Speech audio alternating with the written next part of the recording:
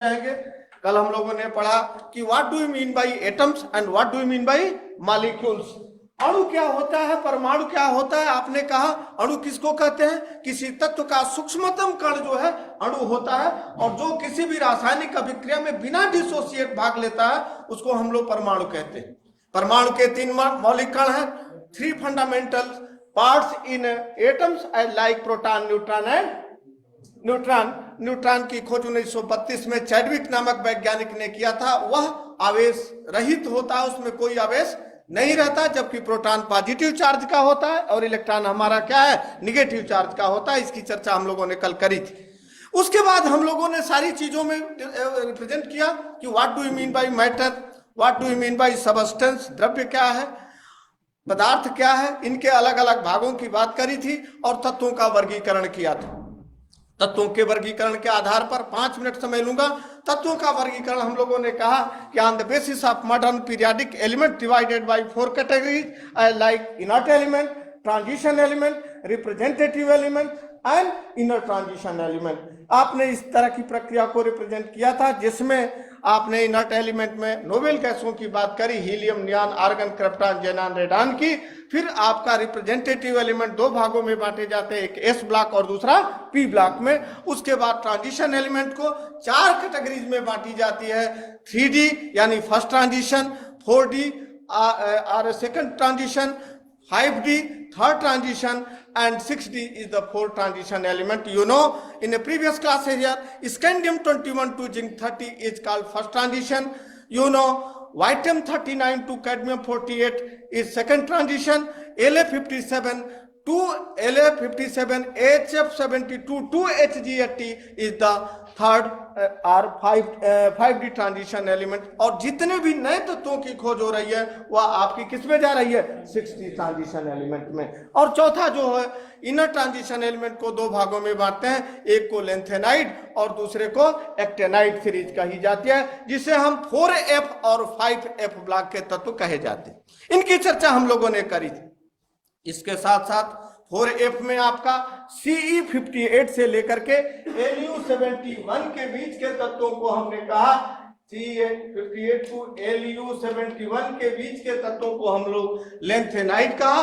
और थोरियम 90 से लेकर के कहां तक, टू Lr और Lw 103 तक के तत्वों को हम लोग क्या कहें, एक्टेनाइड सीरीज की बात करें। आज हम लोग पढ़ेंगे कि परमाणु संरचना में आधुनिक चीजों की व्याख्या कैसे करते हैं। हाँ बोले, टेल मी। एक्टिनॉइड और लेंथेनॉइड अलग पीरियड में रखने की क्या जरूरत है? ये इसलिए देखिए, नो, देखिए, you know on the behalf of this conditions here, you no S block, P block, D block and F block. What do you mean by S block, what do you mean by P block, what do you mean by F block? And now this is the basic representation about which things about the Bohr and Bury schemes here. Bore और बरी की scheme आई, Rutherford का model आया, bore का model आया, Sommerfeld का model आया, और उस आधार पर हमारे एक वैज्ञानिक थे, यही आधुनिक की चर्चा करूंगा। इसमें आपने नाम सुना होगा इरविन श्रोडिंगर का, डी ब्रोगली का, हाइजेनबर्ग का। आपका प्रश्न यह है कि क्यों नहीं उसको 4F में ही रख दिया जाए, क्यों नहीं उसको 5F क्यों कहा गया, उसको 6D में ही क्यों नहीं कहा गया, या आपने कहा कि S ब्लॉक में ही क्यों नहीं कहा गया। कहने का मतलब है सर, अलॉन्ग द पीरियड के हिसाब से जो पीरियड नंबर 6वां, पीरियड नंबर 17 में ही क्यों नहीं रख दिया गया, उसको अलग से ब्लॉक में क्यों? इसलिए देखिए एक चीज और, इसमें आपका प्रश्न यह बहुत बढ़िया था। किसी भी चीज को जब आप रिप्रेजेंट करते हैं तो उसकी कैटेगरीज देखी जाती है। On the behalf of modern periodic table, 2 types of representation. One is called physical and second is called chemical properties. Properties के आधार पर हम 4F और 5F या 6 या 7 की बात करते हैं। कैसे करते हैं, on the behalf of, देखो मॉडर्न पीरियोडिक टेबल की जब व्याख्या हुई तो पीरियोडिक टेबल में सबसे पहले आया मोजले का, न्यूलैंड का अष्टक नियम आई, कई ऐसे बेंडलीव की पीरियोडिक टेबल आई। सारी चीजों पर अलग अलग डिस्कशन होते गए और उस पर कोई खरा नहीं हुआ।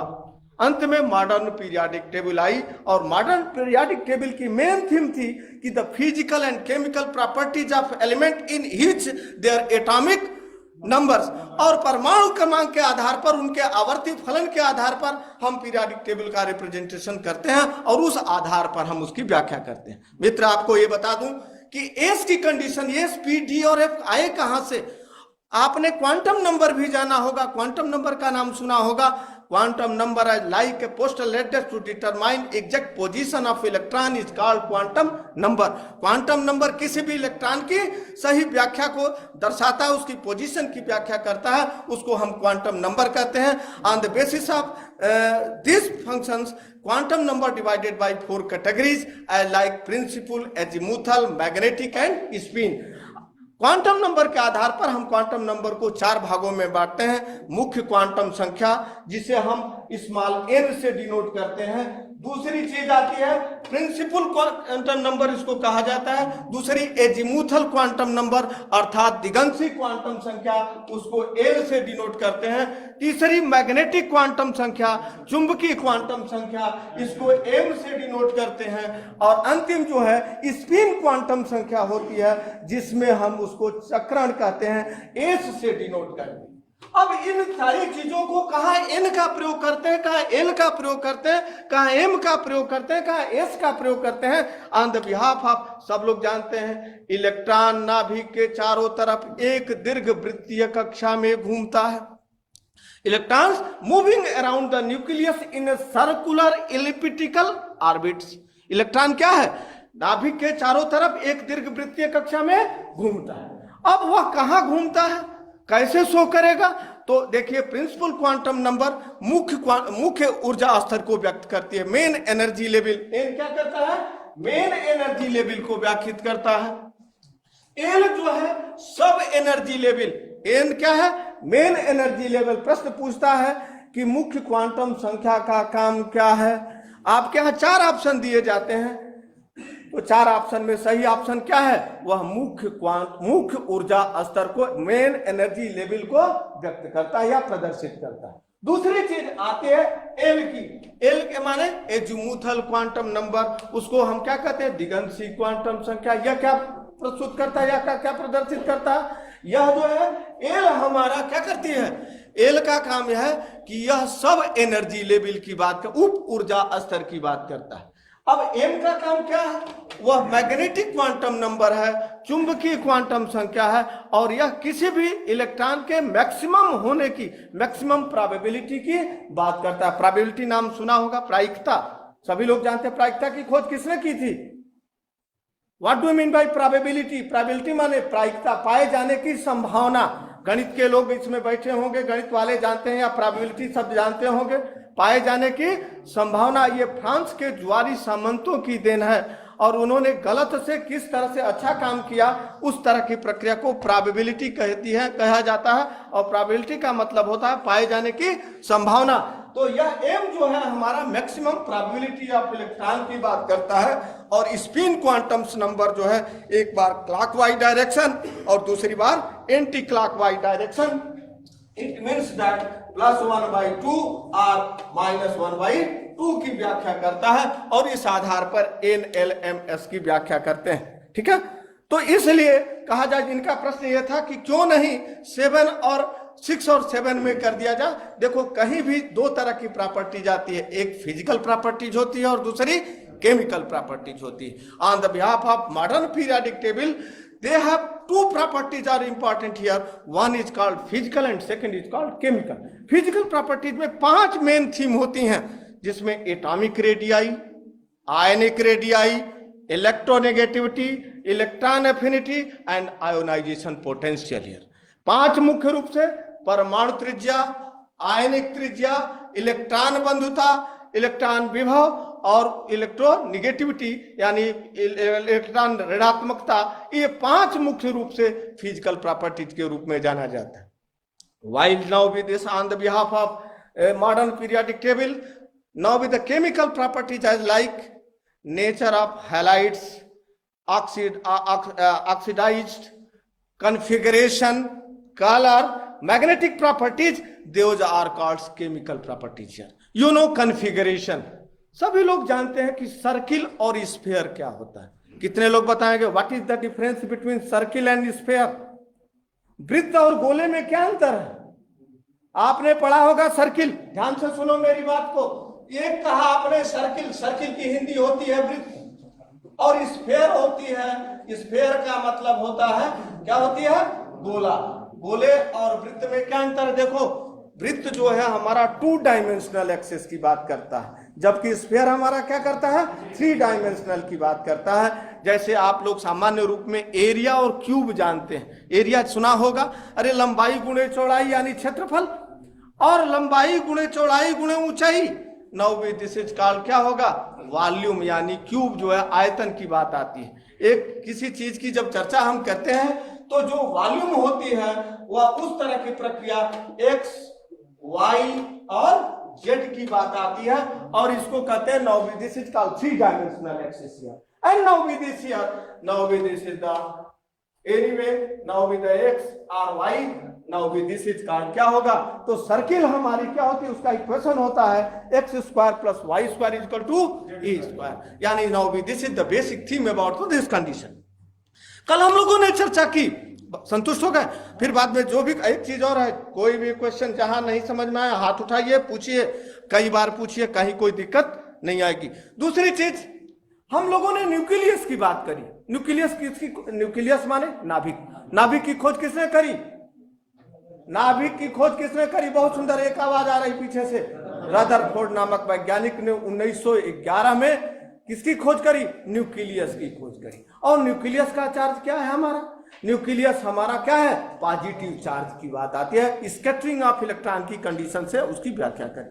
सन 1924 में आधुनिक शब्द लिखा है यहाँ, परमाणु संरचना आधुनिक की बात हमने करी।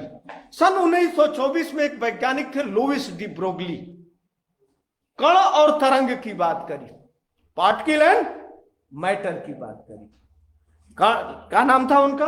1924 में एक वैज्ञानिक थे, कौन? लुईस डी ब्रोगली इनका पूरा नाम था। और लुईस डी ब्रोगली ने द्वैती का सिद्धांत प्रतिपादित किया। एक सवाल आया था कि द्वैती का सिद्धांत प्रतिपादित किया था। द्वैती माने dual nature of matter waves. What do you mean by dual nature of matter waves? Wave क्या होती है? कभी आपने तरंग की बात करी है? आपने जब फिल्मों में राजेश खन्ना की बात शुरू करी होगी, सुना होगा, न उमंग है न तरंग है, मेरी जिंदगी कटी पतंग है। तरंग का नाम सुना होगा। तरंग का मतलब क्या होती है? कैसे तरंग अपने के जो कण के साथ रिप्रेजेंट करता है। आपने कभी गर्मी के दिनों में सड़क से यात्रा करते हुए बस के पास जाते होंगे तो सड़क जो दूर से दिखाई देती है तो देखे होंगे उसमें जो है चमकीली, जैसे लगता है कि बारिश हो रही है, इस तरह की स्थिति है। या आप पानी की बाल्टी में जो है एक पत्थर या कंकड़ टुकड़ा डाल देते हैं और उसमें जो है क्या हो जाता है? विक्षोभ उत्पन्न हो जाता है। तो वो क्या है? On the behalf of waves. चूंकि आधुनिक की बात करी तो 3 वैज्ञानिकों का नाम यहां रखूंगा। एक का नाम था लुईस डी ब्रोगली, दूसरे का नाम था हाइजेनबर्ग और तीसरे का नाम है श्रोडिंगर। श्रोडिंगर आल्सो भी represent as a quantum number and shape of atomic orbitals here. आपने कहा अभी कि एस, पी, डी और एफ की बात हम लोग किए। एस का साइज हमारा क्या है? स्फेरिकली है। पी हमारा क्या है? डम्बवेल है। डी हमारा क्या है? डबल डम्बवेल है। और एफ हमारा कॉम्प्लेक्स है, यानी जटिल है। जटिल का मतलब क्या होता है? जटिल के बारे में आपने कभी सुना है या देखा होगा? किस तरह की यह प्रक्रिया को रिप्रेजेंट करता है? आइए इसके बारे में भी चर्चा हम लोग करें। मित्रों, डी ब्रोगली साहब ने एक व्याख्या करी और डी ब्रोगली का जो इक्वेशन है लैम्डा बराबर एच अपान पी, ऐसा नाम सुना होगा। और lambda is equal to H upon M भी की बात आती है, जहां लैम्डा बराबर हमारा क्या है? वेवलेंथ, यानी तरंग दैर्घ्य। वेवलेंथ की हिंदी होती है तरंग दैर्घ्य। और दूसरी चीज एच बराबर होता है, एक वैज्ञानिक थे प्लांक, और इनका नियतांक कहा जाता है और इसको प्लांक कांस्टेंट कही जाती है और इसकी वैल्यू 2 होती है। एक value 6.023 into 10 to the power 23 और एक जो है अर्थ में आती है 6.23 into 10 to the power -34 joule second. एक अर्ग में आती है, दूसरी जूल सेकंड में। और तीसरी चीज आपने देखा ये पी का मतलब होता है मोमेंटम।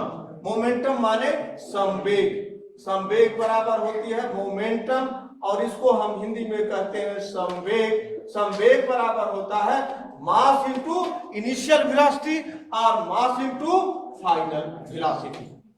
इस प्रक्रिया को सन 1924 में एक वैज्ञानिक थे, जब रदरफोर्ड ने कहा, बोर ने अपने एटॉमिक मॉडल की बात करी, बोरबरी ने किया, कई मोजले ने ऐसी बात करी, तो एक वैज्ञानिक है लुईस डी ब्रोगली, और उन्होंने कण और तरंग दोनों को मिला करके एक व्याख्या करी। उसको हम कहते हैं लुईस डी ब्रोगली का इक्वेशन, जिसे द्वैती का सिद्धांत कहते हैं। क्या कहते हैं? द्वैती। द्वैती माने dual nature of matter particles. क्या कहा उन्होंने? Dual nature of matter particles. और इस तरह की प्रक्रिया को हम कहते हैं द्वैती का सिद्धांत। ठीक है, अब देखिए यहां लैम्डा का मतलब क्या है? कितने लोग बता लेंगे लैम्डा किसको कहते हैं? वेवलेंथ। क्या होती है वेवलेंथ? देखिए यहां एक बात और मैं बता दूं आपको, consecutive compression that is known as a wavelength. The center of two consecutive compression. Okay. The और मान लीजिए कंप्रेसिव कंडीशन को नहीं व्यक्त, देखिए एक बात और बता दूं, आप लोग बड़े योग्य व्यक्ति हैं, लेकिन जब भी आप कोई डेफिनेशन बताइए तो एक लेमैन को जब वो चीज समझ में आ जाती है तो आपका मान लेना कि हम अपनी बात को सही सही कह देते हैं। लेमैन का मतलब ये नहीं कि जो कुछ नहीं जानता, इसमें बहुत से लोग हैं। श्रृंग और गर्त सब जानते हैं। श्रृंग का मतलब चोटी और गर्त का मतलब नीचे, ऊपर नीचे तो सब जानते। बहुत सुंदर आपने परिभाषा दी इनका ये, लेकिन ये साइंटिफिक परिभाषा दी, उसकी डिफिनेशन दी। लेकिन यहाँ एक चीज मैं जरूर बताऊंगा। देखिए तरंग का कंडीशन ये है, वेवलेंथ किसको कहते हैं ये देखिए ध्यान से। यहां से यहां तक एक खूंटी बंधी, यदि नदी का किनारा है, एक नदी के इस पार एक जो है खंभा बंधा है और दूसरी तरफ भी एक खंभा बंधा है, और इन खंभे के बीच एक तार बांध दी गई। क्या कर दिया हमने? एक तार बांध दिया, और तार को क्या किया? ऐसे खींचा, कर्षित किया, तो क्या हो जाएगा उस तरंग में? वह तरंग यो चलेगी। चलेगी तरंग, क्या कर रही है हमारी? चल रही। इसको कहते हैं क्रिस्ट, यानी इसको क्रिस्ट कहते हैं, श्रृंग कहते हैं। इसको क्या कहते हैं? जो ऊपर वाली भाग होती है श्रृंग। हिमादितुंग श्रृंग से, हिमादितुंग श्रृंग से, श्रृंग का मतलब क्या? छोटी सी। और इस पार्ट को क्या कहते हैं? गर्त, यानी थ्रूज। इसको कहते हैं थ्रूज। अब देखो यहां से यहां तक की दूरी, कहने का मतलब the difference between two crest और टू थ्रूज कॉल्ड वेवलेंथ। दो श्रृंग या दो गर्त के बीच की दूरी को क्या कहते हैं हम लोग? तरंग दैर्घ्य कहते हैं। अच्छा ऊपर कर देता हूं, देखो ये आंध्र व्याप, हाँ एकदम तुरंत पूछो। ये देखो ये हो गया, ये एक खंभा यहां बांध दिया, एक खंभा यहां बांध दिया, इसके बीच में हमने एक तार लगा दिया, और तार को क्या किया? खींचा।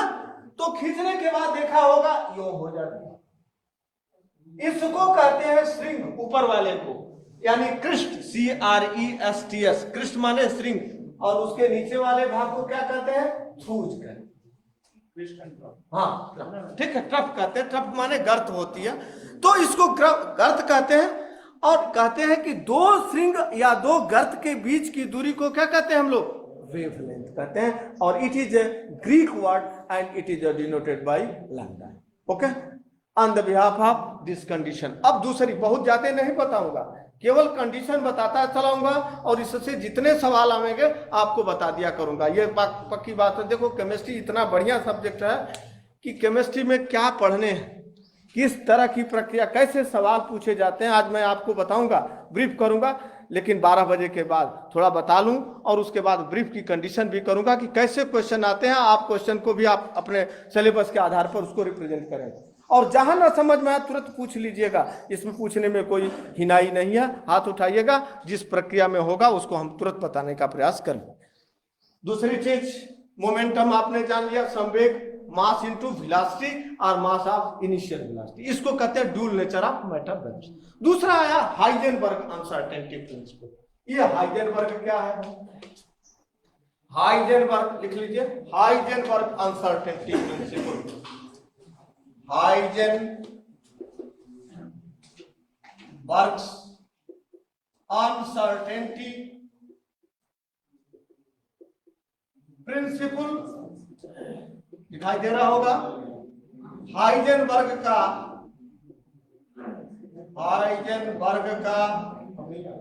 अनिश्चितता का सिद्धांत।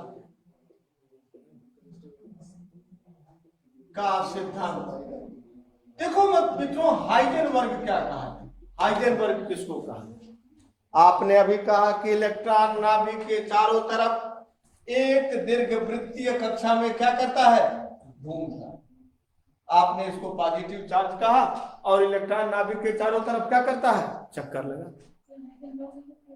हाइजेनबर्ग का अनिश्चितता, अनसर्टेनिटी प्रिंसिपल। अनसर्टेनिटी माने अनिश्चितता। क्लास चलेगी कि नहीं चलेगी, हम भोजन करेंगे कि नहीं करेंगे, हम समय से पहुंचेंगे कि नहीं पहुंचेंगे। क्लास में सभी लोग बैठे हैं, मान लीजिए हमारे घर के लोग बैठे हुए हैं, घर पर सबका परिवार है, सबके माता पिता हैं, सबके भाई बंधु हैं, सब लोग अपने अपने घरों में रहते हैं।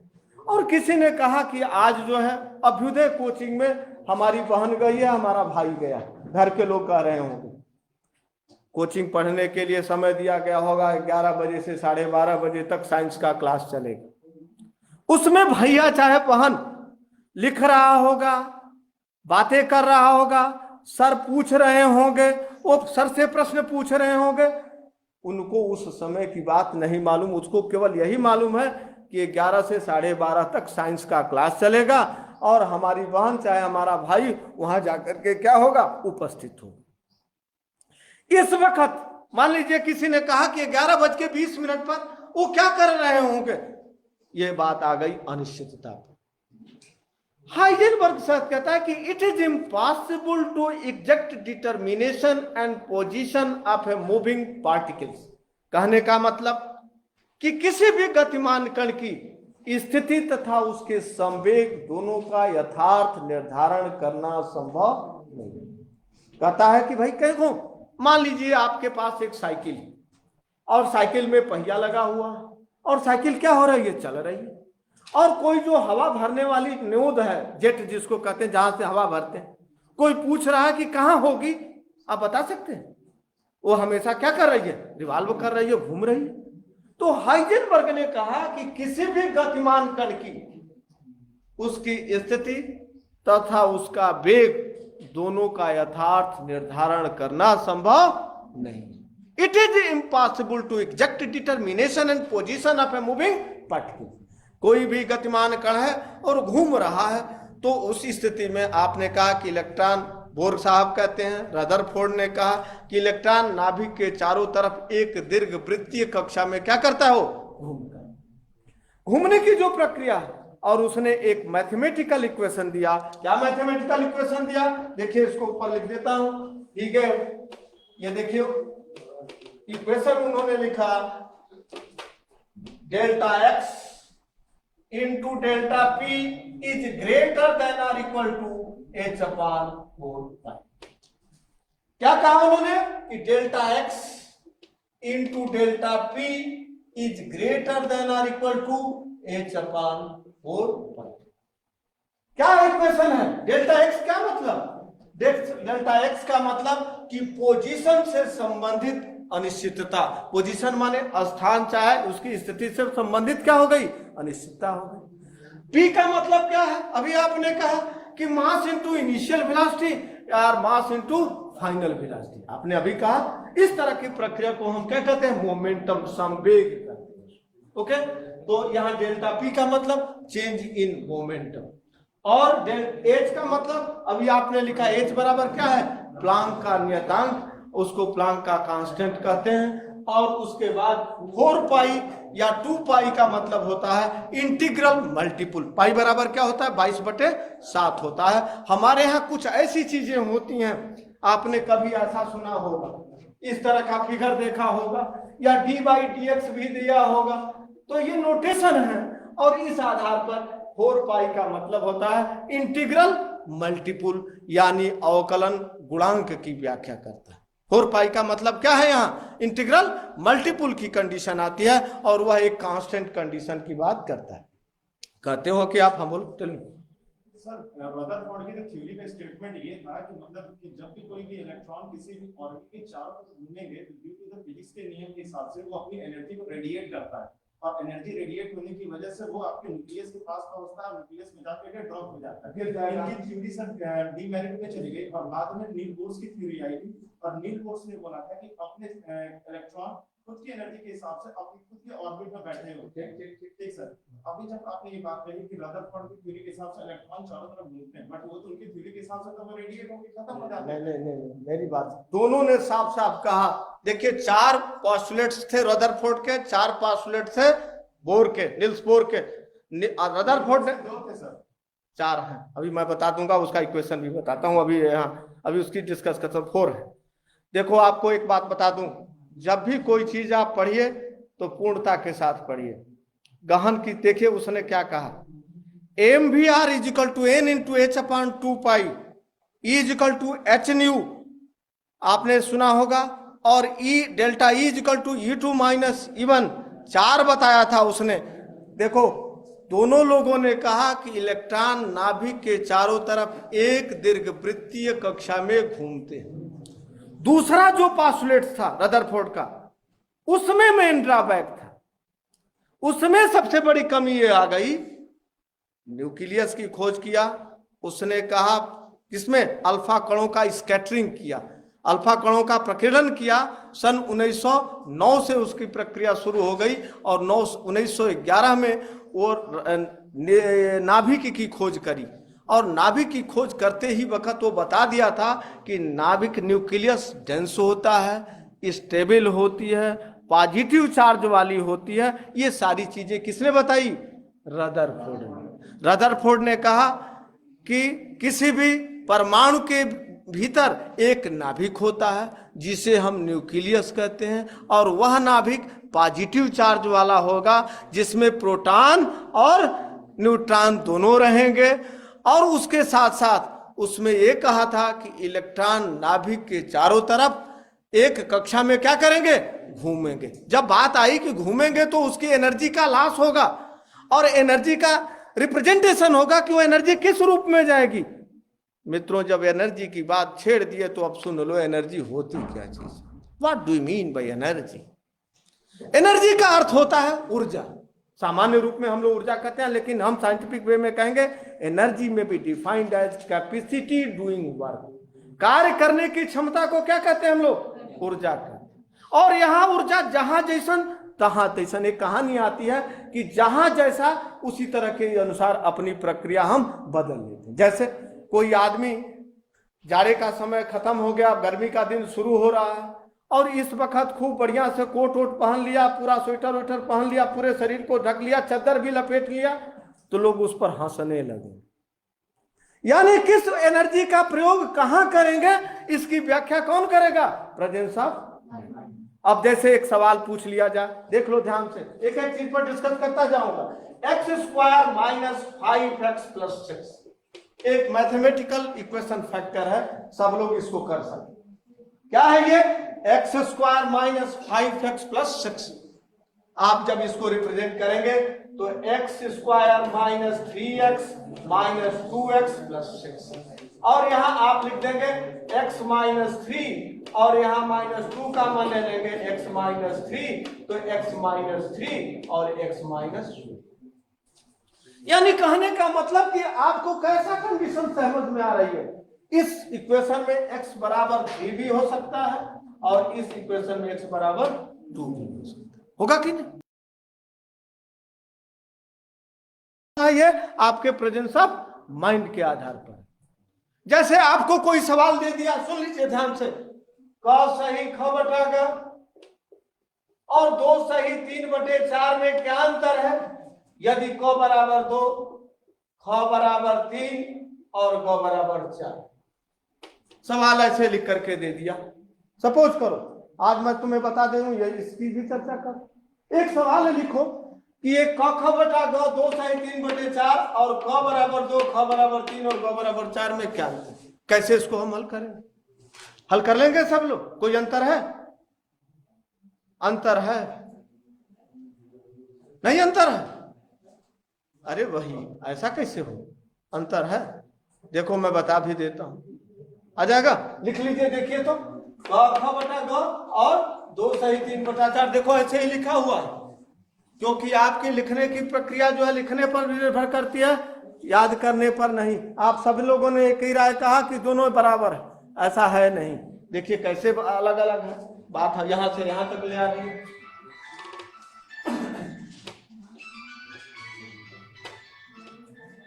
कैसे इसको रिप्रेजेंट करेंगे, आइए इसकी चर्चा कर ली जाए। आपने यहां इस सवाल पर यहां लिखा कि 2 सही 3/4 को क्या लिख सकते हैं? 11 बाई, और यहां क सही ख बटा ग को क्या लिख सकते हैं? 2 into 3/6 होगा। 6/4 को लिखेंगे 3/2, 11/4 माइनस 3/2, ये आप कर लेंगे।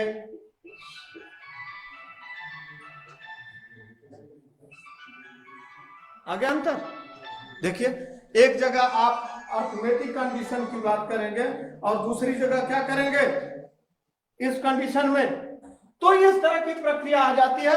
और कोई भी चीज जब भी आप करते हैं तो पूरी तरह से सोचिए समझिए कि हम क्या करें।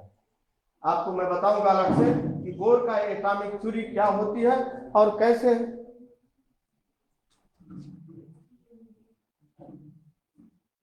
ठीक ठीक ठीक, थैंक यू। इस स्थिति को रिप्रेजेंट हम करेंगे और ऐसे इसको व्याख्यात करेंगे। अब हम लोगों ने कहा कि हाइजेनबर्ग का अनसर्टेनिटी प्रिंसिपल क्या है और हाइजेनबर्ग की कंडीशंस के साथ साथ हम लोग कैसे इसको आगे बढ़ाएंगे। आगे बढ़िए। हाइजेनबर्ग का अनिश्चितता का सिद्धांत के बाद दूसरी चीज आई श्रोडिंगर का, हाँ ऊर्जा की बात कर रहे थे। ऊर्जा का मतलब, ऊर्जा का प्रयोग कहां कहां होता है? कई तरह की ऊर्जाएं होती है। सामान्यतः आपने कहा कि एनर्जी में भी defined as capacity doing work, कार्य करने की क्षमता को क्या कहते हैं? ऊर्जा कहते हैं। और rate of work is called power, कार्य करने की दर को क्या कहते हैं हम लोग? शक्ति कहते हैं। P = W/T कहते हैं। चीनी से पानी में, पानी को मिलाने में कौन सी एनर्जी लगेगी? एक्सटर्नल एनर्जी लगेगी, इंटरनल एनर्जी लगेगी? साल्वेशन एनर्जी उसको कहते हैं। उसको क्या कहते हैं हम लोग? साल्वेशन, यानी विलायकन ऊर्जा कहते हैं। जब एक गैस का मॉलिक्यूल दूसरे गैस के मॉलिक्यूल के साथ कोलिजन करता है तो उस कोलिजन को हम कहते हैं एक्टिवेशन एनर्जी। आपने सुना होगा सक्रियण ऊर्जा, सक्रियण ऊर्जा होती है जब रेडिएशन, प्रकाश की किरणें आपके पास आती हैं और उससे जो एनर्जी बनती है उसको रेडिएशन एनर्जी कहते हैं। जब आप थर्मोडायनामिक्स की बात करते हैं, ऊष्मागतिकी नाम सुना होगा। थर्मोडायनामिक्स माने ऊष्मागतिकी के 3 लॉ हैं। कौन कौन से लॉ हैं? Energy can neither be created not destroyed, it can transfer one form to another. ऊर्जा को न तो उत्पन्न किया जा सकता है न ही नष्ट किया जा सकता, उसे एक निकाय से दूसरे निकाय पर क्या करते हैं हम लोग? ट्रांसफर, यही ना कहा जाता है। दूसरे मैथमेटिकली डेल्टा = Q - W, बाद में बताएंगे इसको। दूसरी चीज सेकंड लॉ कहता है कि energy can be converted into heat but heat is not converted into all forms of energy. कहने का मतलब ऊर्जा को, energy can converted into heat, ऊर्जा को उष्मा में बदला जा सकता है लेकिन उष्मा को पूरी तरह से ऊर्जा में नहीं बदला जा सकता। Mathematically ds is greater than dq/t। और तीसरा कहता है कि limit s = 0, t tends to 0, परमता पर एब्सोल्यूट एंट्रोपी का मान 0 होता है। इसकी चर्चा बाद में हम लोग करेंगे जब समय मिलेगा। तो हम लोग इसकी बात करें तो ऊर्जा की बात आती है तो जहां थर्मोडायनामिक कंडीशन आती है वहां इंटरनल एनर्जी लगती है, और जहां काइनेटिक एटम्स मॉलिक्यूल की बात आती है वहां always represent as external energy. External energy is defined by sum of kinetic energy plus potential energy is called external energy. यानी गतिज ऊर्जा धन स्थितिज ऊर्जा बराबर क्या होती है? ऊर्जा कहते हैं, जिसे बाह्य ऊर्जा कहते हैं। और E = अब काइनेटिक एनर्जी बराबर क्या होती है, half mv square, while potential energy is equal to mgh. Okay, this is the basic concept about this things here. तो दो लॉ हो गए, एक डी ब्रोगली हो गई, दूसरा हो गया हाइजेनबर्ग. तीसरा जो इंपॉर्टेंट है वह क्या आया, श्रोडिंगर का वेव इक्वेशन. श्रोडिंगर का वेव इक्वेशन क्या होती है, आइए इसके बारे में चर्चा करें. श्रोडिंगर, आपको हमको उस लाइन पर ले चलना है जहां से ये पूरी कंडीशन को फॉलो करता है. तीसरा है Schrodinger wave equation. Schrodinger wave यानी तरंग सिद्धांत. बच्चों, तरंग के बारे में आपने जान लिया. श्रोडिंगर कहता है, श्रोडिंगर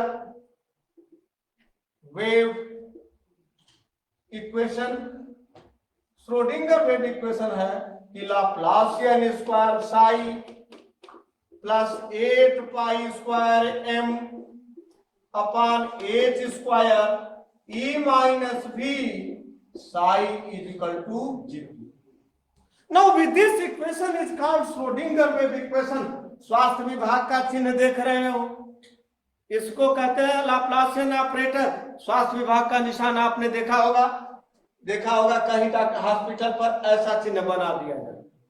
इसका क्या मतलब, आपने देखा ये शंकर जी का त्रिशूल बना हुआ, इसका क्या मतलब. बहुत से लोग नहीं जानते हैं, बहुत से लोग जानते हैं, और लोग कहते हैं कि भाई ये क्या नाम है इसका जो शंकर जी के त्रिशूल की तरह है, या ये स्वास्थ्य विभाग का चिन्ह क्या है. इसकी वैल्यू देखो, ये del square is equal to होता है D Y square upon D Y X square plus D Y square upon D Y square plus D Y square upon D Y Z square. ठीक है, तो हम इस equation को लिख सकते हैं D Y square psi upon D Y X square plus D Y square psi upon D Y square plus D Y square psi upon D Y Z square plus 8 pi square M upon H square E minus B psi is equal to. इतना बड़ा सवाल नहीं आता.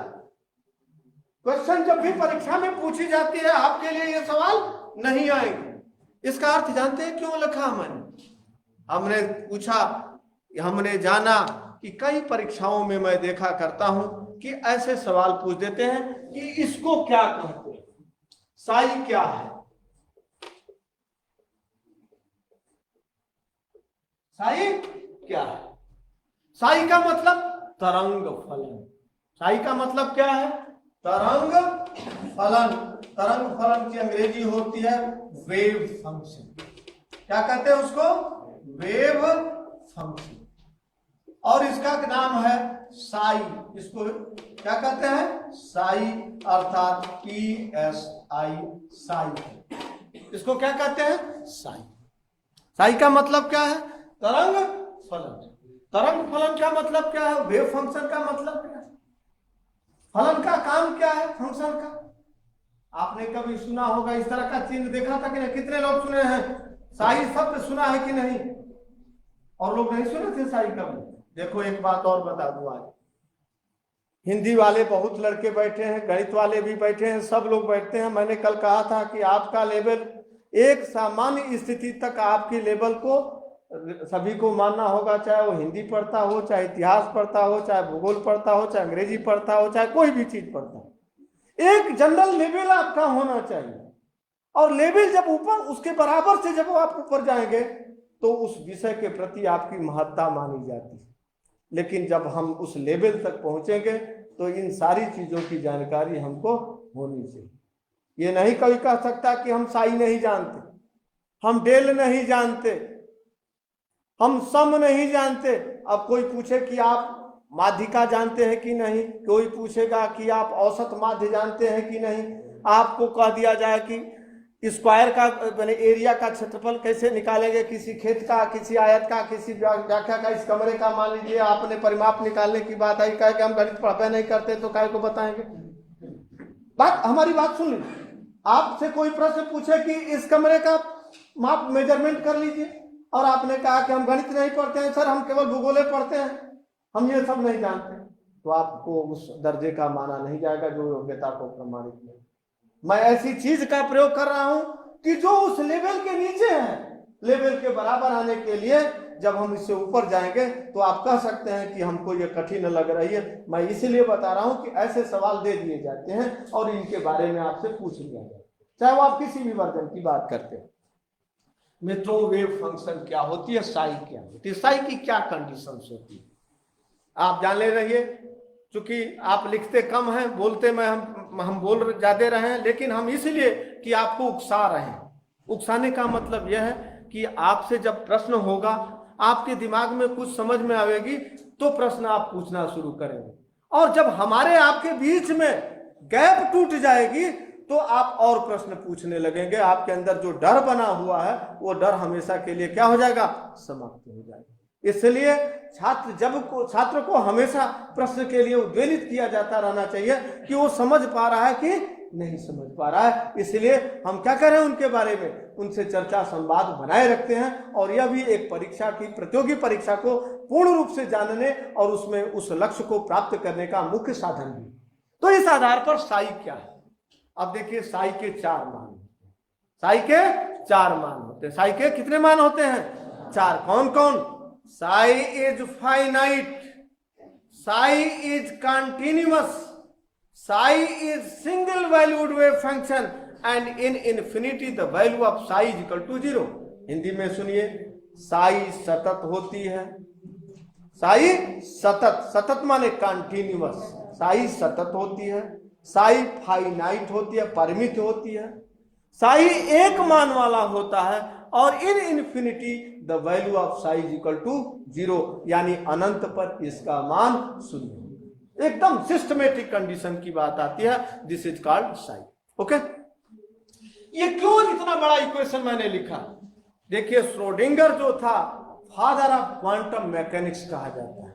क्या कहा जाता है? Father of quantum mechanics.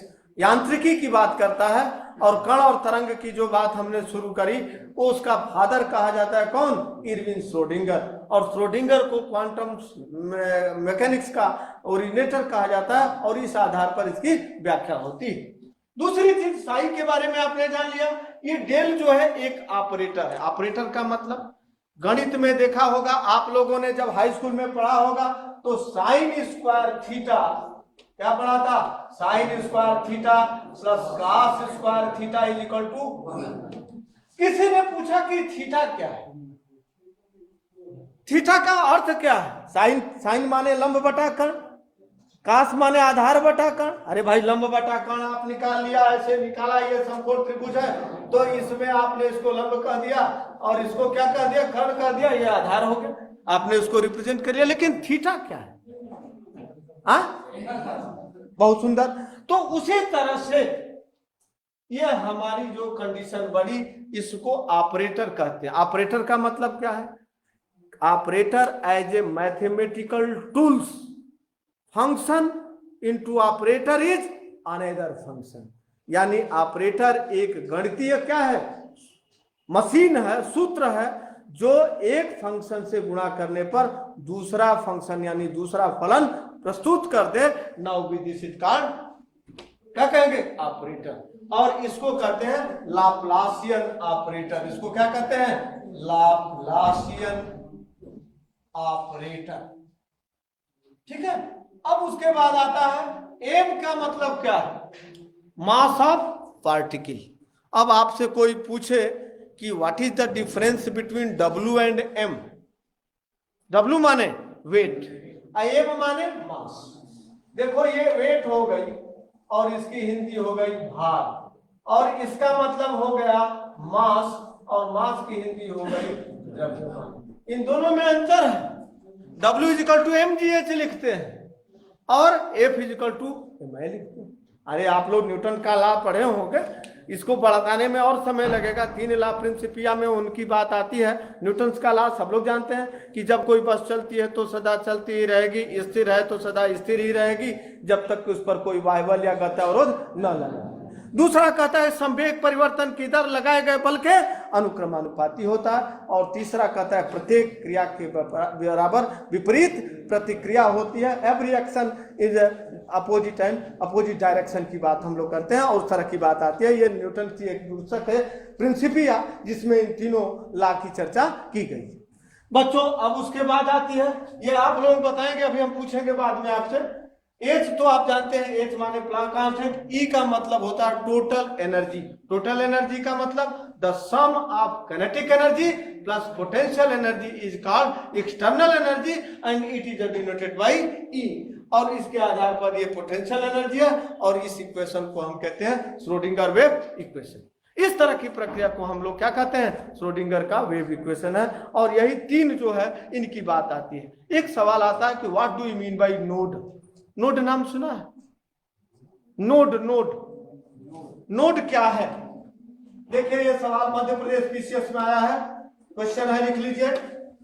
Question लिखिए 3-4 तो इसी पर अभी आपसे सवाल भी पूछ लेता हूं और उसके बाद रेडियो एक्टिविटी भी आज शुरू करूंगा, उससे भी कुछ क्वेश्चन करा देता हूं, क्योंकि करते रहना चाहिए, सारी चीजों की व्याख्या होती रहनी चाहिए और इसको हम रिप्रेजेंट भी करते जाएंगे, लिखते जाएंगे। पहला क्वेश्चन है, क्वेश्चन लिखते चाहिए। देखिए पहले हिंदी में लिखा देता हूं, जब आप कहेंगे ट्रांसलेट कर दूंगा, उसमें कहीं कोई दिक्कत नहीं आएगी। लिखेंगे पहला क्वेश्चन है, सबसे छोटा परमाणु कौन सा है? सबसे छोटा परमाणु कौन सा है? उत्तर आप लिख लेंगे कि हमें बताना होगा? बताते जाए। उत्तर में लिखेगा हाइड्रोजन परमाणु। ठीक है। दूसरा क्वेश्चन लिखेगा, किसी पदार्थ के 1 मोल में कितने अणु होते हैं? किसी पदार्थ के 1 मोल में, इंग्लिश में भी बोलते हैं, किसी पदार्थ के 1 मोल में कितने अणु होते हैं?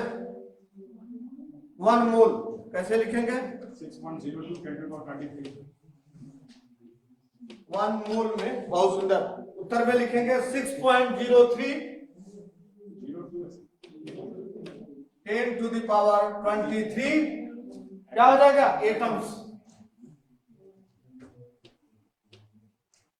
ठीक। इसी तरह का तीसरा क्वेश्चन लिखेगा, शब्द मोल का प्रयोग किसने किया? शब्द मोल, वर्ड्स मोल, शब्द मोल का प्रयोग सर्वप्रथम किसने किया?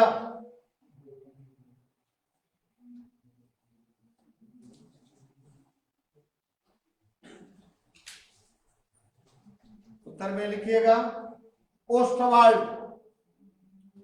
ओस्टवाल्ड।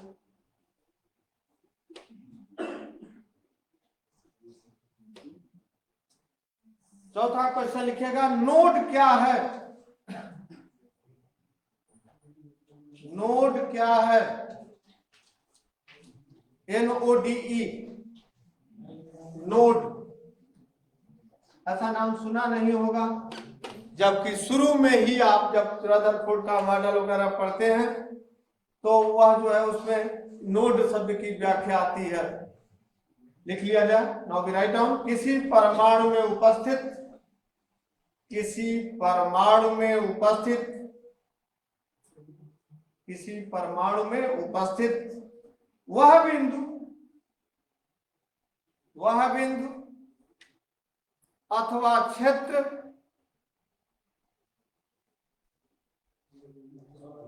वह क्षेत्र यानी रीजन जिसमें इलेक्ट्रॉनों की पाए जाने की संभावना, जिसमें इलेक्ट्रॉनों की पाए जाने की संभावना 0 हो, 0 हो, उसे क्या कहते हैं हम लोग? नोड कहते हैं। ओके। तीसरा क्वेश्चन, अगला क्वेश्चन लिखेगा क्या? ये आप लिख सकते हैं कि नाउ विद दिस एटम्स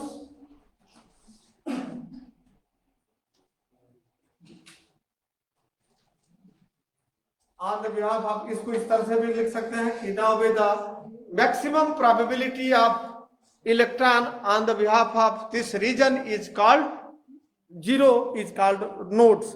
माने कहने का मतलब कि वह क्षेत्र जहां इलेक्ट्रॉनों की पाए जाने की संभावना क्या हो गई, शून्य हो, इलेक्ट्रॉन कहाँ, वहां कोई नहीं मिलेगा उस क्षेत्र में, तो उसको हम क्या कहेंगे, नोड कहते हैं। ठीक है, वहां इलेक्ट्रॉन नहीं पाए जाते, यानी उसकी कंडीशन क्या हो गई, जीरो की बात आती है। तीसरा, अब अगली बात लिखेंगे, अनिश्चितता का सिद्धांत है, अनिश्चितता का सिद्धांत है, तेज बोल रहे हैं क्या, आराम से लिखिए, अनिश्चितता का सिद्धांत है। हाँ, अनिश्चितता का सिद्धांत है। उत्तर में आप लिखेंगे कौन सा, हाइजेनबर्ग। हाइजेनबर्ग का अनिश्चितता का सिद्धांत क्या है, it is impossible to exact determination and position of a moving particle. कहने का मतलब किसी भी गतिमान कण की स्थिति तथा उसका संवेग दोनों का यथार्थ करना संभव नहीं है। और he gave a mathematical equation delta X into delta P is greater than और equal to H upon.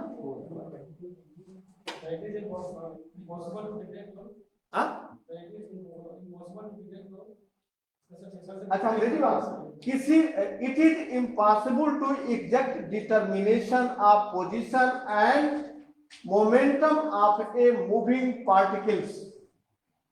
It is impossible to exact determination, bracket में लिख सकते हैं position and momentum of a moving particle. कहने का मतलब कि किसी गतिमान कण की स्थिति तथा उसका संवेग दोनों का यथार्थ निर्धारण करना संभव नहीं है। और इस नियम को हम क्या कहते हैं, हाइजेनबर्ग का अनिश्चितता का सिद्धांत कहते हैं। ठीक है, तीसरा कोई अगला लिखेगा, द्वैती का सिद्धांत है। द्वैती यानी dual nature of matter particles, द्वैती का सिद्धांत है। द्वैती माने dual nature of matter waves, dual कहते हैं द्वैती, dual nature of matter waves, द्वैती का सिद्धांत है। कौन होगा, डी ब्रोगली। देखिए अभी तुरंत आपको याद हो जाएगा, अभी आपने पढ़ा, और उसको कहते हैं लैम्डा बराबर एच अपान और lambda is equal to H upon m u और lambda is equal to H upon m d. कल हम लोगों ने बताया था गति के समीकरण तीन तरह के होते हैं, v equal to U plus A T, H is equal to U T plus half A T square and v square equal to U square plus 2s on the behalf of this condition here. अब आज हम लोगों ने एक और चीज लिखी है, देखो मित्र, इसके बाद तीन ऐसी बातें आती है, क्वांटम नंबर आती है।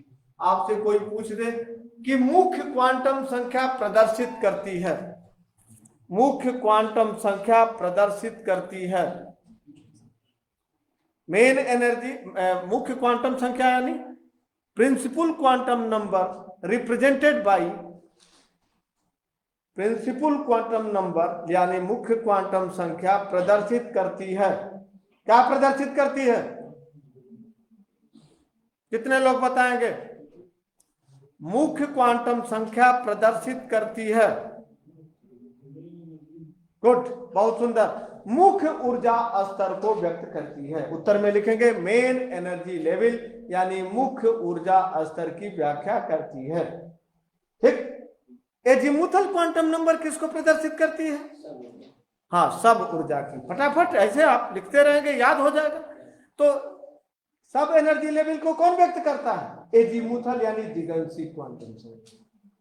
तीसरी चीज, मैग्नेटिक क्वांटम नंबर किसको प्रदर्शित करती है, चुंबकीय क्वांटम संख्याएं प्रदर्शित करती है मैक्सिमम प्रोबेबिलिटी ऑफ इलेक्ट्रॉन, यानी अधिकतम इलेक्ट्रॉनों की पाए जाने की संभावना व्यक्त करती है, अधिकतम इलेक्ट्रॉनों की पाए जाने की संभावना व्यक्त करती है।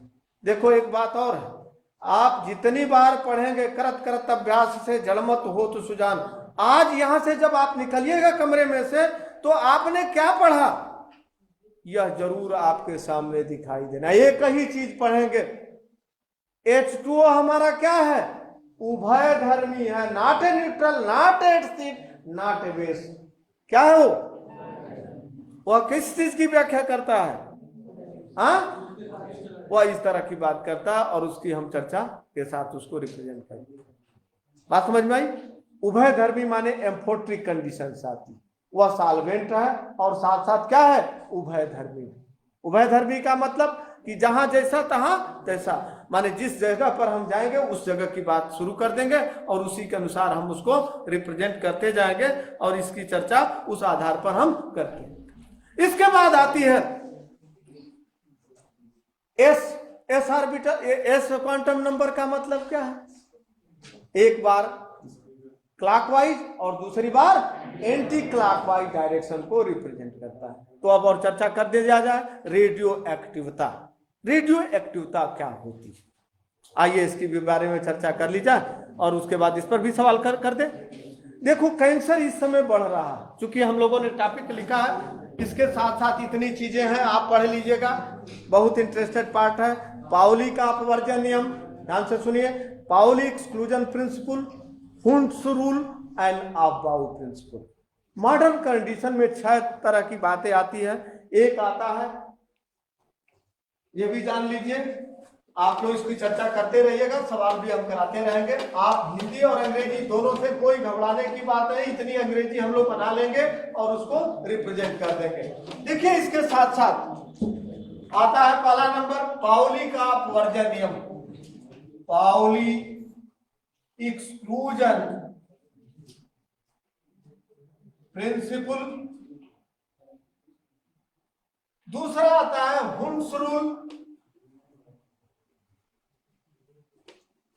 जिसको हुंड्स मल्टीप्लिसिटी रूल भी कहते हैं, बहुलता, मल्टीप्लिसिटी रूल। और तीसरा आता है and third Aufbau principle, Aufbau principle. Pauli का अपवर्जन नियम, हिंदी में इसका नाम है पाउली का अपवर्जन नियम। दूसरा है हुंड का बहुलता का नियम, बहुलता का नियम। और तीसरा है आपबाऊ का सिद्धांत, आपबाऊ का सिद्धांत। मित्रों ये 3 जो है आपने सुना होगा, एक डिब्रोगली, एक हाइजेनबर्ग, दूसरा जो है ये क्या है, ये डिब्रोगली, हाइजेनबर्ग, श्रोडिंगर, और साथ साथ ये 3 आते हैं। आपने पाउली का नाम सुना होगा, हुंड का नाम सुना होगा और आपबाऊ का नाम। एक शब्द सुना होगा कन्फिगरेशन, कन्फिगरेशन सुना, विन्यास जिसको कहते हैं। कितने लोग सुने हैं विन्यास? देखो यहाँ 3 तरह की सभा होती है, बहुत सुंदर 3 तरह की सभा होती है। एक ऐसी सभा जहां एक आदमी बोलता है सब सुनता है, उसको सभा कहते। दूसरी ऐसी सभा जहां सभी लोग मौन हो जाते हैं, भगवान न करे, खुदा न करे कि इस तरह की सभा हो, जिसको कहते हैं शोक सभा, जहां सभी लोग एकदम चुपचाप होते हैं। और तीसरी ऐसी सभा होती है जहां सभी बोलने लगते हैं, कोई ऐसी बात नहीं, सब अपने मन से बोलते हैं, उसको लोक सभा कहते हैं। आपने देखा होगा कभी जो है सभी चिल्लाने लगते हैं, सभापति कहता है रुको रुको, बैठो बैठो, तभी वो बोले जा रहा है। और इस तरह की स्थिति है जहां एक दूसरे की बात न सुने, दूसरे की बात न सुने, इस तरह की सभा को हम क्या कहते हैं, लोकसभा। तो कन्फिगरेशन का संबंध हमारी सभा से है। What do you mean by configuration? Configuration की हिंदी होती है विन्यास। हमारे सामने समस्या यह होती है कि बायलैटरल रिप्रेजेंटेशन हम लोगों का होता है कि इसमें 50% के आसपास लड़के हिंदी मीडियम वाले हैं, तो 50% के लोग अंग्रेजी मीडियम में। मैं इस बात में, इसमें उर्दू भी जानने वाले होंगे, संस्कृत भी जानने वाले होंगे, लेकिन हम लोग यही मान करके चलते हैं अपनी कक्षाओं में कि थोड़ा सा हिंदी भी बोला जाए और थोड़ा अंग्रेजी भी बोला जाए, दोनों का कॉम्बिनेशन रहे तभी वो सार्थक कहा जाए। बात यहाँ साफ साफ रहती है, यहाँ कोई बात नहीं। कॉन्फ़िगरेशन का मतलब होता है विन्यास। What do you mean by configuration and what do you difference between configuration and conformational? दो शब्द आते हैं। कन्फर्मेशनल क्या होती है और कॉन्फ़िगरेशन क्या होती है, सुना है कभी? सही सही बताना। देखो, कॉन्फ़िगरेशन का मतलब होता है विन्यास और कन्फर्मेशनल का मतलब होता है अधिविन्यास। हमारे यहाँ केमिस्ट्री में बहुत से शब्द ऐसे आते हैं कि अलग अलग कंडीशन की बात करते हैं, जैसे स्टेट एंड फेज। स्टेट का मतलब आपने पढ़ा होगा, स्टेट, स्टेट माने अवस्था। बायोलॉजी उसमें वाला वो जो लड़का कोई इतिहास वाला होगा, इति माने पुरानी, हास माने कहानियां, तो स्टेट माने राज कहने लगे। लेकिन हमारे यहाँ क्या मतलब, स्टेट माने अवस्था और फेज माने प्रावस्था। फेज माने प्रावस्था। आपसे किसी ने कहा कि ice converted into water and water is converted into vapour. Vapour कह दिया। आइस को क्या कहा हमने, सॉलिड फेज। इतनी तो अंग्रेजी आ ही जाएगी, हिंदी वालों को भी आ जाती है। इसको कहते हैं लिक्विड फेज और इसको क्या कहते हैं हम लोग, गैस फेज। अब मान लीजिए आपसे कोई पूछे कि what is the difference between state and phase, तो क्या बताएंगे? अवस्था, प्रावस्था और अवस्था में क्या अंतर? देखो यही सब है। क्लेवर ट्रिक का जमाना आया है। छोटे छोटे कार्यों से लोग घबरा जाते हैं। जैसे मैं अपने लड़के से कहा कि सुनो जी, इस दुकान पर चले जाओ और 2 रुपए की सौंठ ले आना और 2 रुपए की मरीच ले आना। मरीच नाम सुना होगा। लड़का मेरा जाता है दुकानदार के पास और कहता है कि भैया आप जो है 1-2 रुपए का सौ दे दो और 2 रुपए का ठमरीच दे दो। सही हमारी बात समझो। सौंठ का ठ जो है मरीच में मिला दिया और वहां जाकर के कहता है कि भैया हमको 2 रुपए की सौ दे दो और 2 रुपए की ठमरीच दे दो। अब देखो अर्थ का अनर्थ हो गया। दुकानदार कहता है कि ना हमारे पास सौ है ना हमारे पास ठमरीच है, जाइए आप। वही हालत हमारे यहाँ जब प्रतियोगी परीक्षार्थी जब कक्षा में काम करता है और जब वो अपने शरीर के साथ साथ अपने मानसिक बुद्धिमत्ता का प्रयोग करता है, तुरंत तुम लोगों ने कहा, आप सभी लोगों ने कहा कि क सही ख बटा ग और 2 सही 3/4 में कोई अंतर है नहीं। पूरा क्लास कह दिया। मैं बुरा नहीं मानता, लेकिन आप बिना सोचे किसी चीज का उत्तर ना दीजिए। उस पर सोचिए कि कोई ना कोई इसमें ट्रिक है और यानी कोई ना कोई इसमें स्थिति है।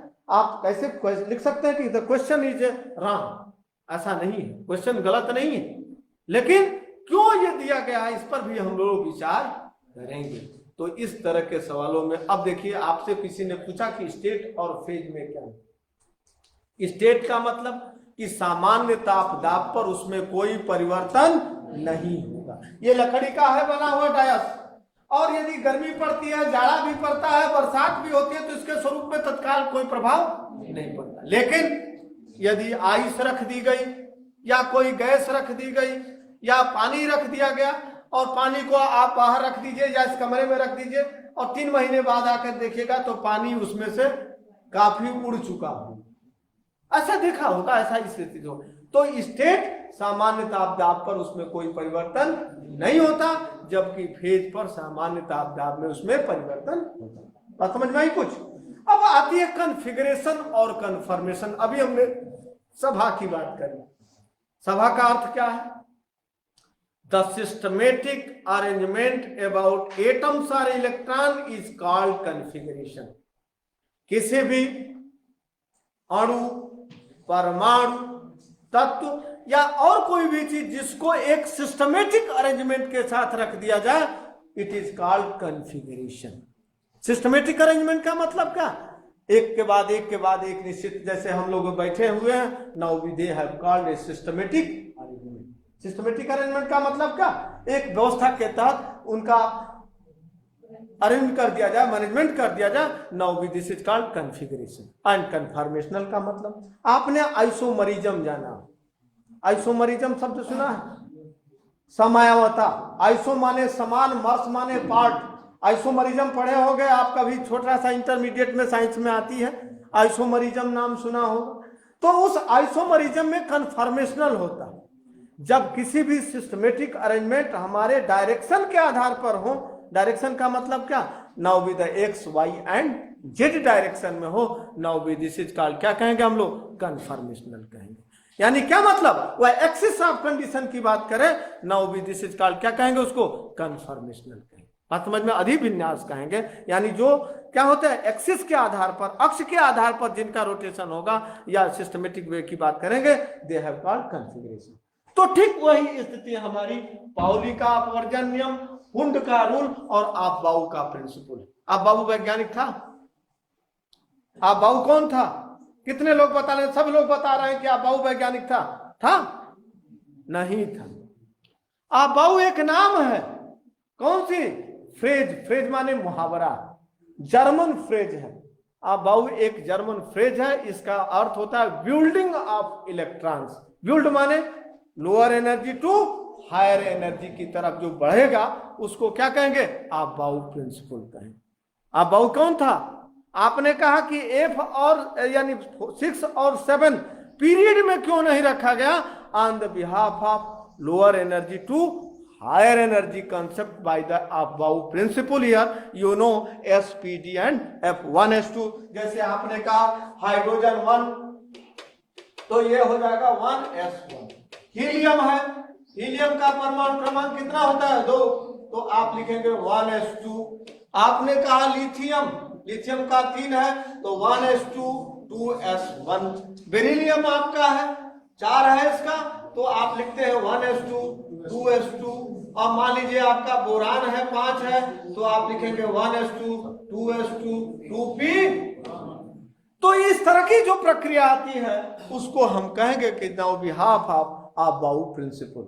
आपबाउ प्रिंसिपल के भी 6 एक्सेप्शन है। एक्सेप्शन माने अपवाद, अपवाद नाम सुना है, कौन कौन, ये सिस्टमेटिक कंडीशन में नहीं जाते, उसके अपवाद हैं क्रोमियम 24, कौन है, chromium 24, copper 29, palladium 46, silver 47, platinum 78 और आपका AU 79।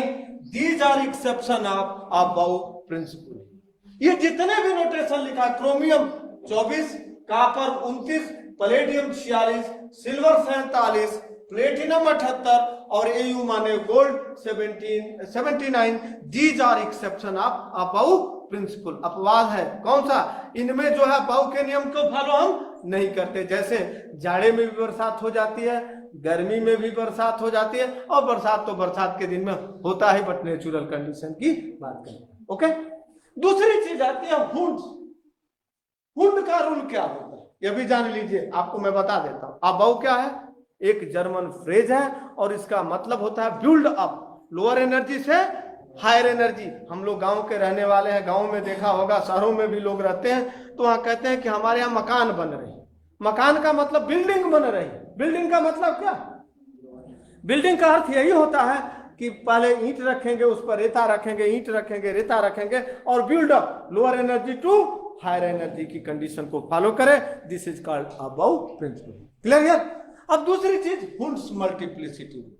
देखो मैं कभी भी कोई भी चीज काम करने के लिए सही सही और ऐसी चीज का प्रयोग करना चाहिए कि हम हुंड की नियम की व्याख्या कर ले या किसी भी चीज को बता सकें। जैसे सपोज करो चांदमारी बाजार सब लोग जानते हैं, आते भी होंगे तो अब चांदमारी से आते होंगे, इधर से लमही से आते होंगे, या कोई रिंग रोड से भी आ जाता होगा। I don't know, I have no idea about think आप कहां से आते हैं, लेकिन मैं ये जानता हूं कि आप अभ्युदय की कोचिंग के सर्वश्रेष्ठ विद्यार्थी हैं जो इस परीक्षा को आपने पास किया है, और इस प्रतियोगी परीक्षा के लिए आप पूर्ण रूप से इसके योग्यता को प्रमाणित करेंगे, यह मेरा विश्वास है। और आप निश्चित रूप से इसको पार भी करेंगे, अच्छे से अच्छे अंक भी प्राप्त करके अधिकारी भी बनेंगे, यह हमारी बेस विशेष है आपके साथ। तो कहने का मतलब हुंड्स रूल क्या है, हुंड का मल्टीप्लिसिटी रूल हमारे यहाँ यही कहा जाता है कि यहाँ चांदमारी जाता हूं और 6 चॉकलेट खरीद लेता हूँ। चॉकलेट नाम सुना है? अरे टाफी, 6 टाफी खरीद के ले आता हूँ, मैं भी आपको बांट दूंगा। और सपोज करो कि मेरी 3 लड़कियां, एक का नाम एक्स, दूसरे का नाम वाई, तीसरे का नाम जेड। इतनी गणित हमको आती है कि 3 लड़कियों को 6 चॉकलेट बांटना है, अर्थात हमने एक एक लड़की को 2-2 चॉकलेट देना है। जो निकाला, पीछे से हुंड आता है और मेरी बाह को पकड़ लेता, और हुंड कहते हैं कि अरे डॉक्टर साहब मेरी बात सुनो।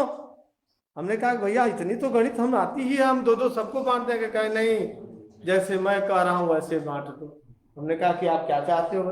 हुंड कहता है कि 6 चॉकलेट को 6 जगह रख दो, 1 2 3 4 5 और हो गया। बांटना किसको है? एक्स वाई और जेड को। एक्स वाई और पहला वाला टॉफी यानी तो चॉकलेट है, एक्स को दीजिए, दूसरा वाला वाई को दीजिए, तीसरे वाला जेड को दीजिए, फिर चौथा वाला चॉकलेट एक्स को दे दीजिए, 5वां वाला वाई को दे दीजिए और 6ठा वाला जेड को दे दीजिए। यह नियम हुंड के नियम से व्याख्या। यानी कहने का मतलब जो ऑर्बिटल्स की कंसेप्ट होती है इसी के थ्रू होगी। आप पहले सब में एक एक दीजिए, फिर दूसरी चीजों की व्याख्या करिए। जैसे कि हमने यहाँ लिखा बोरान, बोरान का परमाणु क्या है? 5 है। तो 5 में हमारे यहाँ देखिए इस तरह की प्रक्रिया आती है। एस में क्या होगा? 2 ऑर्बिटल्स होंगे, हाँ ये देखिए, और यहाँ इसको हम कहते हैं पी एक्स, पी वाई और पी जेड, यानी पी में 3 होंगे। ऐसे देखिए आपको बताऊंगा कि सब सेल में एक, ये जो है आपका एस में 2, पी में 6, डी में 10 और एफ में 14 जो है इलेक्ट्रॉन पाए जाने की संभावना होती है मेन थीम के साथ। एस में कितने? 2, पी में 6, डी में 10 और एफ में 14। एस में 1s 2s, पी में जो है P X P Y P Z, D में जो है D X Y D Y Z D Z X D X square minus Y square and D Z square here. Now with this is the 5 d orbitals here and f is a 7 on the behalf of complex conditions here. Okay, so now this is the way about the Hund's rule. अब आता है Pauli का अपवर्जन नियम। Pauli का कहने का मतलब, पाउली एक्सक्लूजन प्रिंसिपल क्या है? इनका पूरा नाम था वुल्फगंज पाउली, WJ पाउली नाम था। और उन्होंने कहा कि किसी भी परमाणु में किन्हीं 2 इलेक्ट्रॉनों की चारों क्वांटम संख्याएं समान नहीं हो सकती। No 2 atom can have in 4 identical quantums number.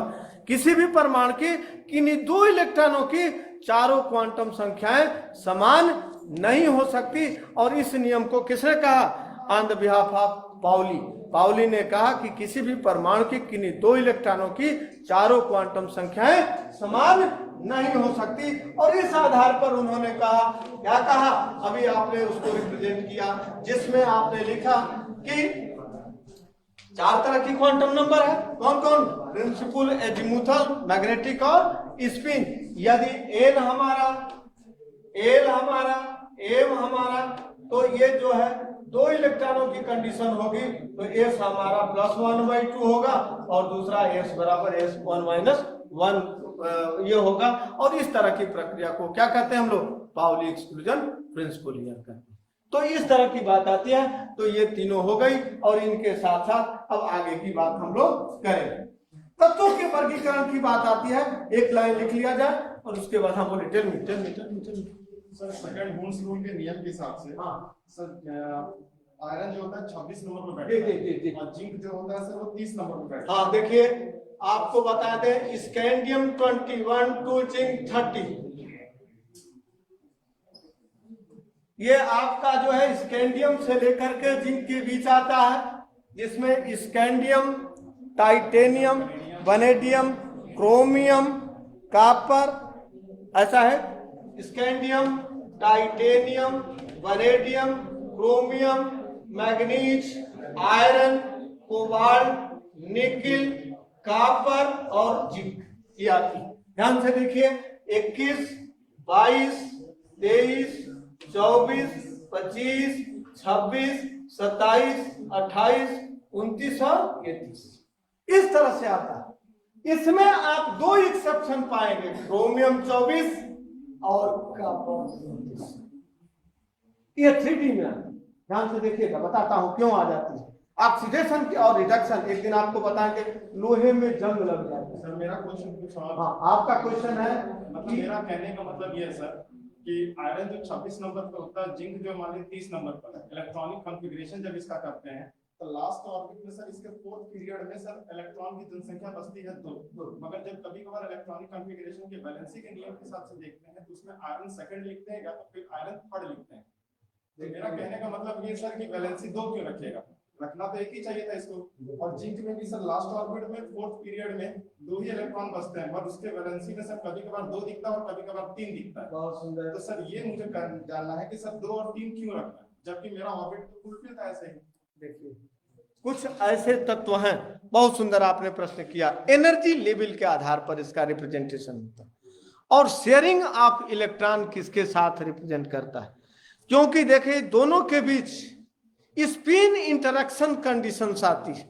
चक्रण जो है, प्रतिकर्षण जो है, एक शब्द आती है जिसको म्यू से हम रिप्रेजेंट करते हैं, शिल्डिंग कंडीशंस आती है, शिल्डिंग और डीशिल्डिंग आपने नाम सुना होगा। आगे जब स्पेक्ट्रोस्कोपी के साथ जब आप रिप्रेजेंट करेंगे तो एक चीज आती है शिल्डिंग और दूसरी क्या होती है, डीशिल्डिंग। जैसे आपने कहा कि क्लॉकवाइज, उसी तरह से एंटी क्लॉकवाइज, ठीक वही स्थिति हमारी इनके बीच में होती है।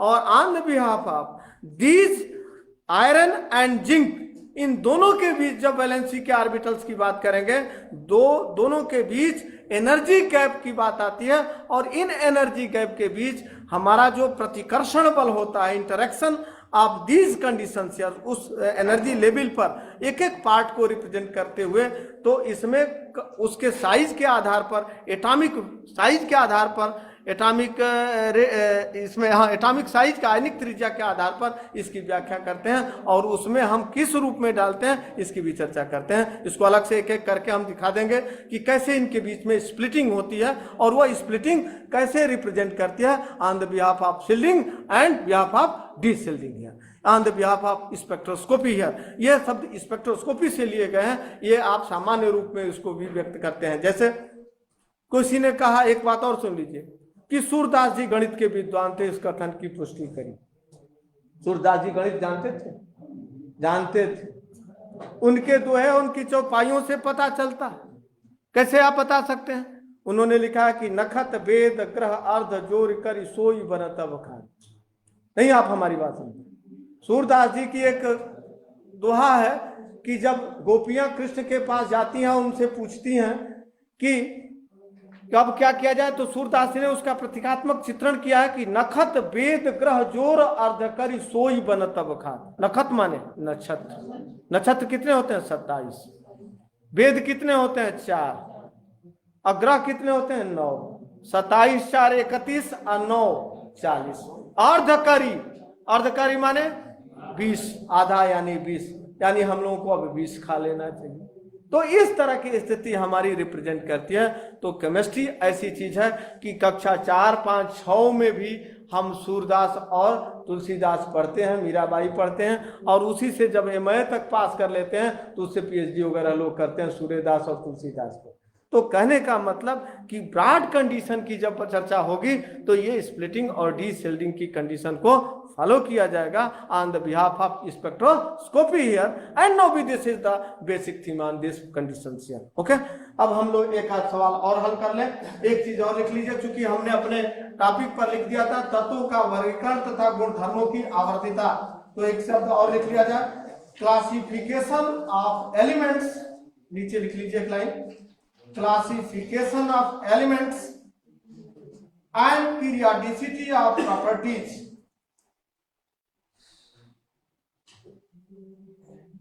and periodicity of properties। Hindi में लिखेंगे तत्वों का वर्गीकरण,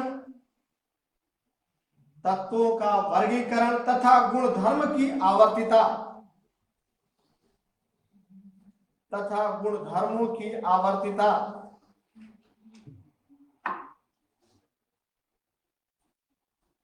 एक लाइन लिख लीजिएगा, वर्गीकरण का तात्पर्य है, हिंदी में लिख लीजिएगा, उसको अंग्रेजी में भी हम ट्रांसलेट कर देंगे। वर्गीकरण का तात्पर्य है जो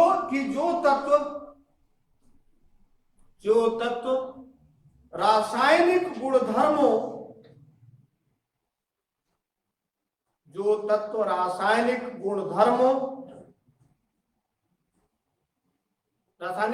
का मतलब होता है, ब्रैकेट में लिख लीजिएगा, केमिकल प्रॉपर्टीज।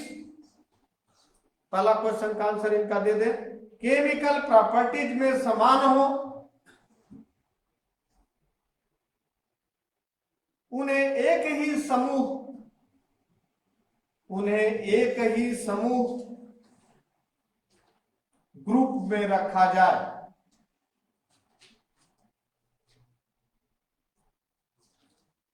ठीक है। तत्वों के भौतिक और रासायनिक गुण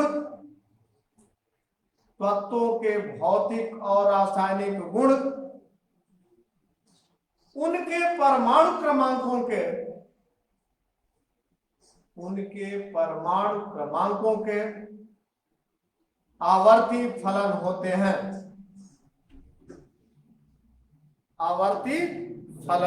हैं। अंग्रेजी में लिख लिया जा सकता है, the physical and chemical properties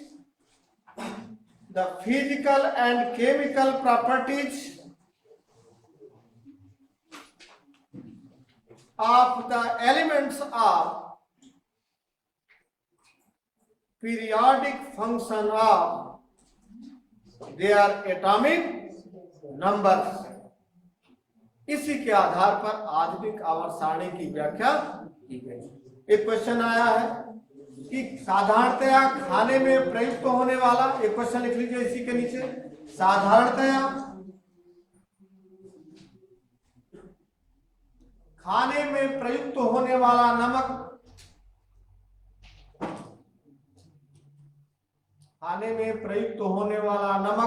sodium chloride होता है, तो बेकिंग सोडा क्या होता है? क्लोराइड होता है, तो बेकिंग सोडा क्या होता है? कितने लोग बताएंगे बेकिंग सोडा क्या होता है?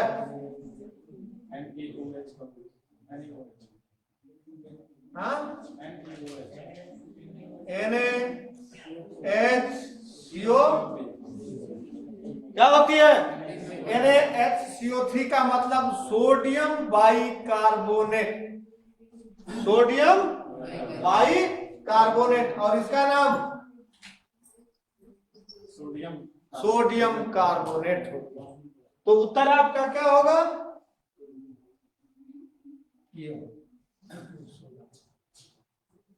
ठीक है। दूसरा क्वेश्चन है, इसी में पूछा हुआ है, दाहक सोडा या कास्टिक सोडा है? दाहक सोडा या कास्टिक सोडा है?